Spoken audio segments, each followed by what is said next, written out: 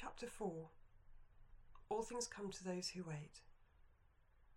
Porter angled the camera towards the bed. She was testing the equipment when she sensed a presence behind her. Mrs. Hewitt was smoking in the doorway. The woman smiled nervously as she crossed the room to peep out of the window. She prayed her neighbour hadn't seen Frank driving off with their children in overnight bags. It would be gossip in no time.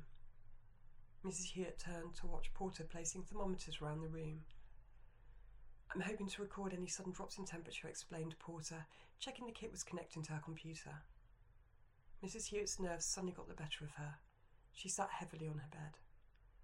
"I missed dinner," she stated lamely, fumbling in her pocket for her cigarettes. Jotting bones showed dinner was not the only meal she'd neglected recently. Mrs. Hewitt recovered while Porter continued to set up. "Will this make things worse?" Mrs. Hewitt asked anxiously. Porter failed to see how things could get any worse. Well, unless the spectre moved in permanently, that is. Mrs. Hewitt trembled, her sunken eyes growing watery. "Do you have a nightly routine?" asked Porter, quick to distract. Mrs. Hewitt confessed to watching the television until 10, and then reading in bed.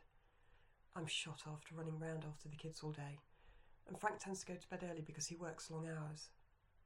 Porter told her to ignore the fact she was there. "I'll try." The evening stole away without mishap. Mrs. Hewitt went to bed and feigned sleep while Porter sat in the corner holding a camcorder. A car driving past briefly vanquished the gloom. "Are you warm enough?" whispered Mrs. Hewitt. Porter didn't respond.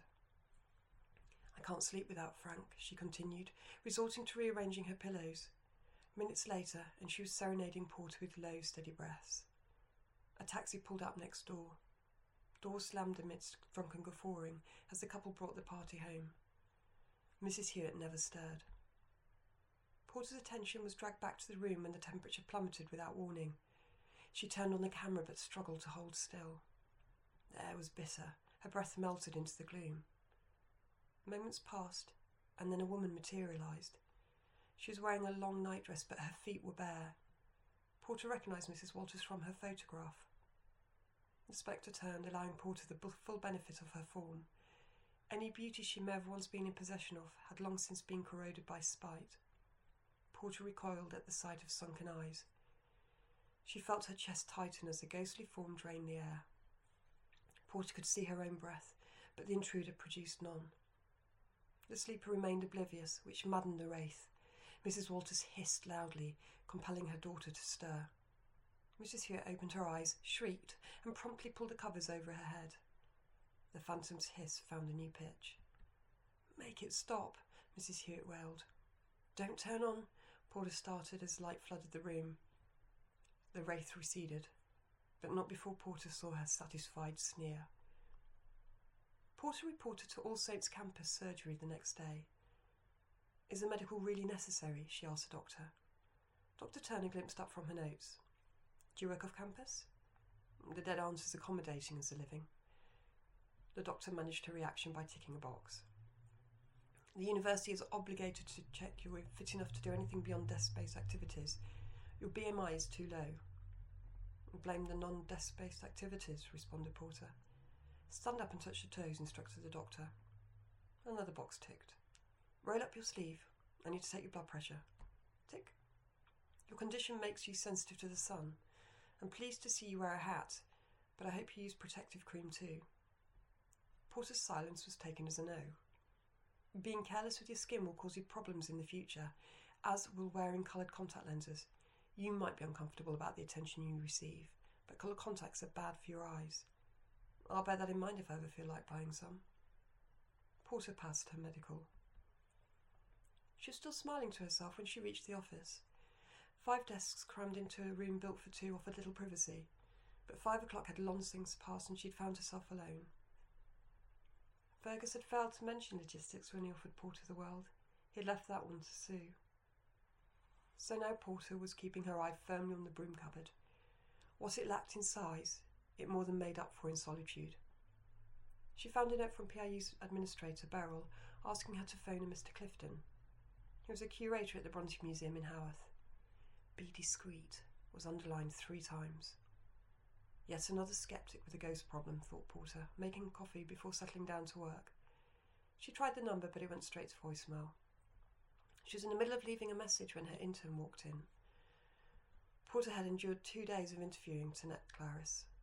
A second-year parapsychology student with a record for overachieving, Clarice's self-assurance had overshadowed the other candidates. Clarice knew she was a genius. It was pointless pretending otherwise. Porter had found her conceit refreshing. "I know the competition," Clarice had stated when Porter asked why she should employ her. Clarice had accepted Porter's challenge to look after the office for an hour. She soon discovered Porter's weakness for skittles, along with her quirk to separate them by hue. Coloured little piles littered the investigator's desk. But Porter was not the only one with eccentricities. When she returned to her desk, she had found a neat row of egg cups in place of her piles. No one had dared harness Porter's habits before. She hired Clarice. "I need to print off an assignment," explained Clarice, when Porter asked why she wasn't getting drunk with her friends. Porter opened a bag of Skittles and proceeded to pop them absent-mindedly. "You shouldn't eat those. They'll rot your teeth." Porter responded by devouring the red ones. Clarice soon finished her task, yet she wasn't in any hurry to leave. "Don't you have a traffic cone to steal?" asked Porter. "I've never seen the attraction," shrugged Clarice. "Anyway, you probably need my help." "No doubt, but it's time for you to go home." Clarice tarried by the door. "Lost something?" she asked as Porter rummaged through paperwork. "My diary. I'm sure it was on my desk." "I threw it away." Clarice's demeanour made Porter pause. It bore all the hallmarks of someone who was being serious. Yet surely... Turning her attention to the bin, Porter discovered her diary at the bottom, peppered with crumbs. Black eyes narrowed. "It's the 21st century, Porter. No one uses paper anymore." "I do," said Porter icily, retrieving the maligned article. It reeked of tuna and rye. "Please don't throw my things away." Clarice's colour deepened on getting something wrong. "Here, let me show you," she said, hijacking Porter's computer. "What are you doing?" frowned Porter. "Introducing you to the modern living. Look, I've created an online diary for you. Click here, and you can view your appointments for the next 3 months. You can also update it via your phone, although I can do that for you if you prefer. You'll also be notified when I add things or make amendments. Where do I click for cleaning and shopping?" Clarice's smile slipped. "I'll use both," Porter compromised. "You don't need both." "Until the system goes down, and I'm floundering around with the rest of you." "No, I'll stick with this," Porter waved her trusty, if somewhat smelly diary, "and leave you to take charge of my electronic presence." Clarice considered that a victory. She left before Porter could change her mind. Porter squirreled her diary away for safekeeping. She checked the bin again for anything else which might have been damned before focusing on the Hewitt case. Cameras had managed to capture Mrs. Walter's murky presence, but the footage lacked the detail Porter had witnessed firsthand. Skeptics would discredit it as a trick of the light, a long trick perhaps, which lasted nearly a minute, but that did not stop it from being a ruse. At least a drop in temperature helped to bolster Porter's claim, as the reading tallied with the visual anomaly. And then there was the hiss. No skeptic could deny that sound. Porter flooded the office with the unearthly noise. She was too preoccupied to notice PIU's administrator come back in search of her scarf. "What an horrible noise!" cried Beryl. Her disgust deepened on being told it was human. "Madame Hewitt must let her mamma move in, so her mamma stops squawking. She's already there in spirit now. A body? It must follow," advised Beryl. "There you are." Spying her scarf under her desk, she made a hasty retreat. Porter was responding to emails when she heard raised voices. Tones becoming increasingly heated fanned the flames of curiosity. Porter traced the argument to Fergus's office. "You shouldn't have hired her," spat Mike. Porter smiled darkly. Mike couldn't even bring himself to say her name. "You're welcome to seek employment elsewhere," responded Fergus. "I belong here." "And so does Porter," said Sue, broadcasting her presence and her loyalty to the eavesdropper. But Mike thought her loyalty was misplaced. "You should have given the job to Michelle or Toby. They're just as experienced." Sue agreed their former colleagues were competent investigators, but neither possessed Porter's talent. "You act like she's bloody royalty the way you fawn over her." Mike's resentment had been bubbling away for weeks. "I heard her talking about some conference she's doing for Anomaly. Why is she still working for them? You won't let me work for Lovegrove on the side." "Lovegrove wouldn't want you to," thought Porter. She waited for Sue's response, but none was forthcoming. A chair groaned instead. Porter still has conference commitments to Anomaly, explained Fergus, and she was the best candidate for the job. She got the position on merit, not bias. Mike snorted. It wouldn't be the first time. Porter flattened her ear against the door. There was something to be said about snooping. Careful, Fergus warned softly. Tension mounted on the other side of the door. I'm sure Mike didn't mean anything by it, said Sue. Bloody well did. We all know you play the system when it suits. Fergus succeeded in his prolonged pause with, I'll pretend I didn't hear that. Porter heard Sue sigh. She clearly regretted being present.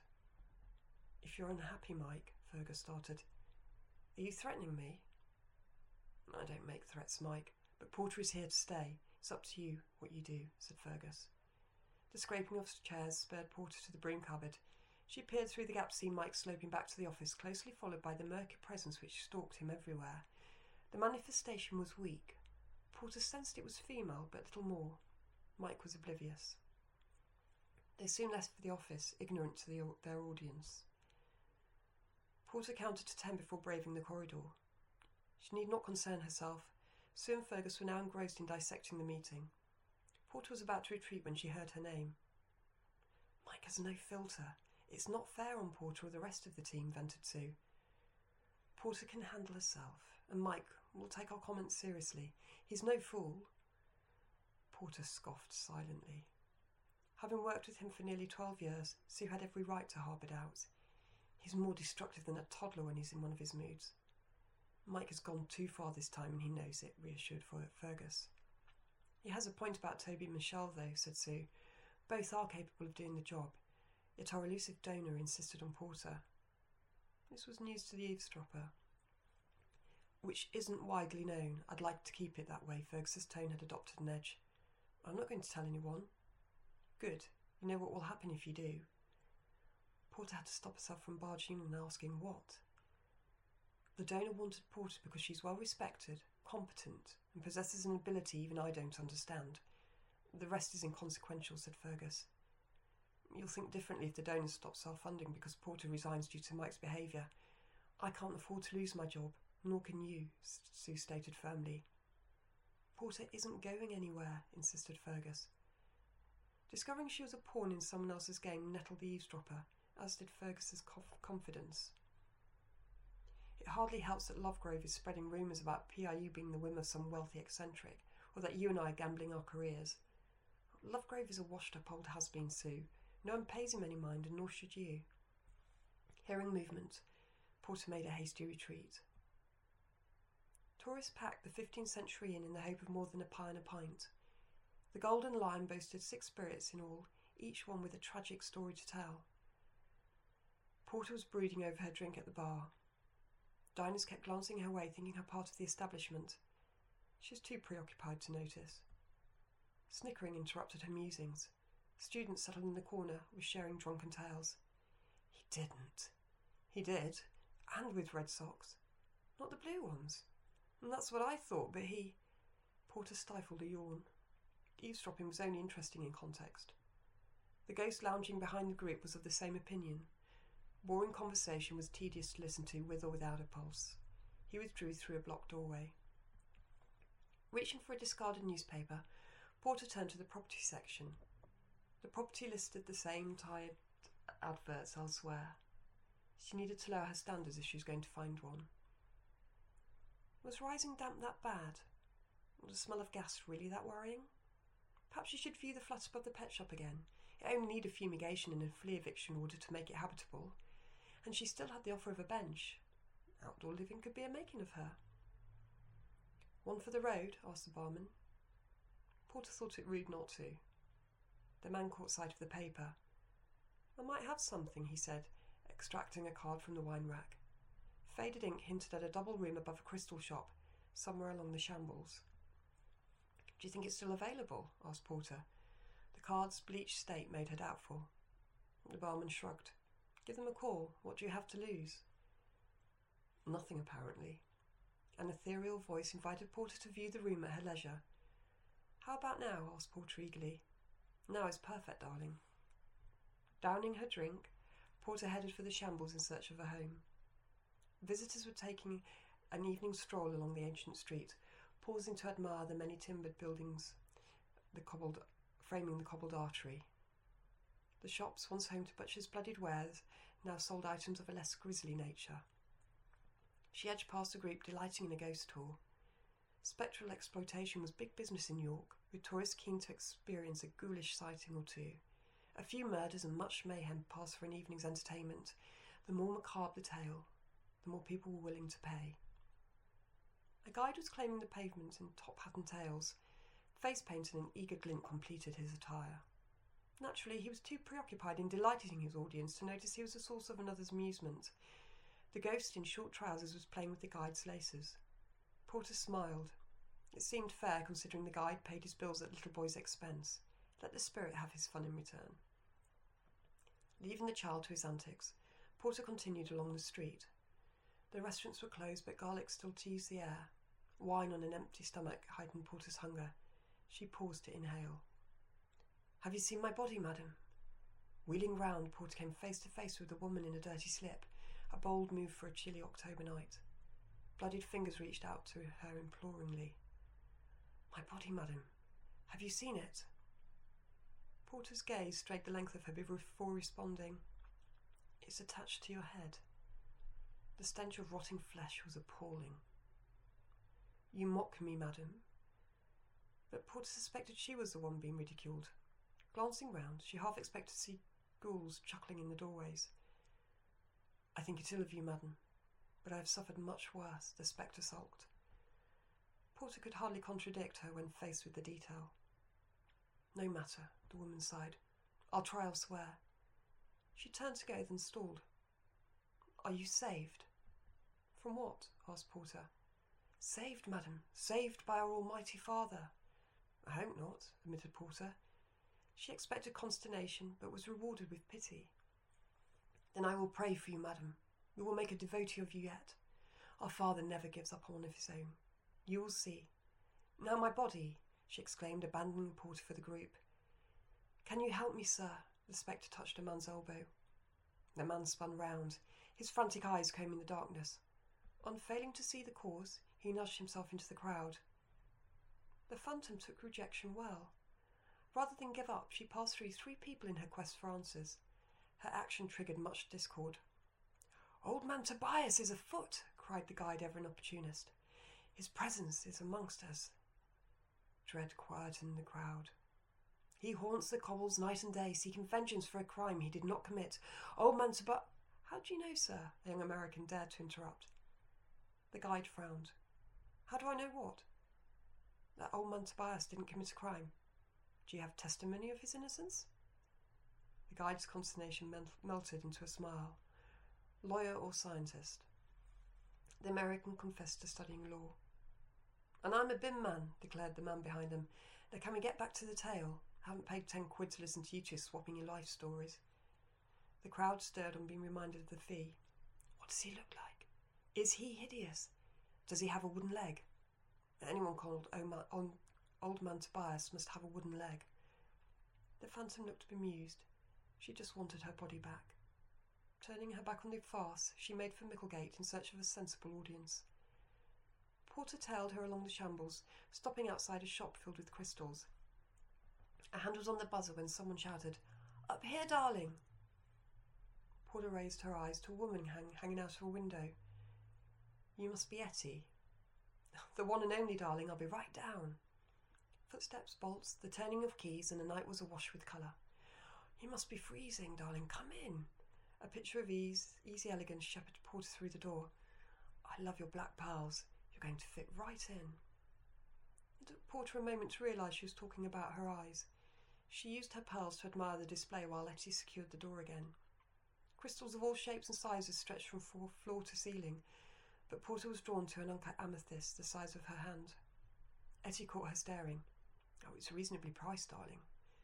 "And the room?" Etty could take a hint. She steered Porter through the shop, passing a redundant fireplace on the way to the stairs.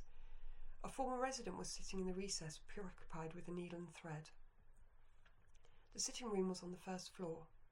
A fire beckoned invitingly, while panelled walls and aged floorboards added to its charm.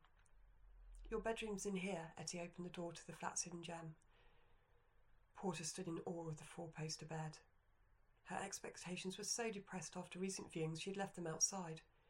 On touching the oak, she discovered it was more than a figment of her imagination. The bed felt cold, smooth, and very real. "The frame is over 300 years old, darling, so is the mattress, judging by the state of it when I bought the place. You should have seen it. It practically crawled out of here of its own accord. I replaced it with one of those memory foam affairs. They make sleeping an absolute dream. And I had the chimney cleaned last month, so you're welcome to light a fire whenever you want. I light mine every day. These old buildings are draftier than a horse undergarments. Do you have any questions?" "What's the catch?" "No catch, darling. Just a room with character and a landlady with quirks." Porter could live with quirks. She was hoping for en suite, but a four-poster seemed a fair, I'll bet, unexpected compromise. "Compromise, darling?" Etty looked aghast. She opened a narrow door, which Potter had assumed was a cupboard, to reveal the facilities. "It's a basic human right. The bath is bijou, but it's all yours." Porter glanced out of the window. With 3 restaurants in sight, she need never go hungry again. "Why didn't you advertise in the paper?" "Oh, the Crystals advised me not to. Reading mineral is a knack of mine." "Choose if you must. People do," Etty responded to Porter's raised brow. Porter could hardly throw stones. Some cynics thought crystals were more credible than ghosts because they were tangible. "I knew before you even called that you would live here, darling, because the crystals never lie. They said you would come in your own good time." A long time, thought Porter, still holding the faded advert. It had never occurred to her that crystals made such good referees. "What do you say?" pressed Etty. Porter smiled. "Where do I sign?" "That's the spirit, darling. Move in when it suits." Porter browsed Etty's literary collection while Etty busied herself in the kitchen. A sweet aroma drifted into the sitting room. Porter had noticed Etty's garden on the windowsill. A weakness, Etty conceded, handing Porter a drink. Every girl should have one. Porter admitted to expensive wines and a compulsion to steal pens. Too much of the former resulted in the latter. She had already noted the half-chewed apology next to the phone. Another glass of vino and she could not be held accountable. She took a moment to enjoy her luck. The shambles was certainly an improvement on her morning's prospects. "Have you lived here long?" she asked Etty. "A while, but what is time when you really think about it, darling?" "Chocolate." Etty drifted easily from philosophy to food. Bypassing philosophy, Porter settled for an orange cream. Etty asked if she was a vegetarian. "No, I'm just pasty." "Oh, thank goodness, darling. This was once a butcher's shop. Imagine the pong." Porter would rather not. Shrieking interrupted the night, echoed by a series of loud snorts. Etty glanced at her watch. "That will be Peter. He's a guide, one of York's finest. He's early tonight. Business must be slow." Porter mentioned old man Tobias. "Old man Tobias, my foot. It's Margaret Clitheroe who haunts the cobbles, darling." Porter looked blank. Margaret was the epitome of Catholic fervour, darling, and Catholics weren't in favour. She was charged with conducting illegal services in the attic of her husband's shop. She now haunts the street, trying to convert barbarians like me. Porter realised she'd already had the pleasure. The trial had not gone well if the wraith's appearance was anything to go by. "What happened to her?" "Executed, darling. Death by Pied Fort de Gier." "Is that a cocktail?" "Oh, if only, darling. No, the woman was crushed by stones. Bar Convent has her hand." "Then someone should tell her," murmured Porter. If the macabre relic was still in York, maybe the rest of Margaret's body was too. Another yelp startled the night. "Oh, don't worry, darling, you'll get used to it," said Etty, opening the window. "Peter, you're early." "Pardon?" "Oh, yes, darling, I quite agree. Wait one moment, there's someone I'd like to introduce."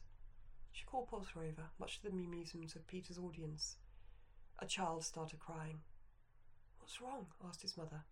"Scary ghost." He pointed at Porter. "Don't like it." "Don't worry, Jack. She's not real," his mother soothed. "She's only pretending to be a ghost. She's just wearing makeup and a wig." "Good effort, though," the boy's father patted the guide on the back. "Thanks," smiled Peter, delighted to take the credit. "Now we move on to the Minster to steal a glimpse of Mad Mary. She hates to be kept waiting. Andiamo!" "I don't want to," whined Jack, having seen enough. Etty fastened the window on his wailing. It's ironic, darling, considering what you do. Hunting ghouls, I mean. I recognised your name from the paper. Porter gave her a small smile. You don't mind my quirk? Hardly, darling. I'll dine out on it for months. Porter moved in the next day.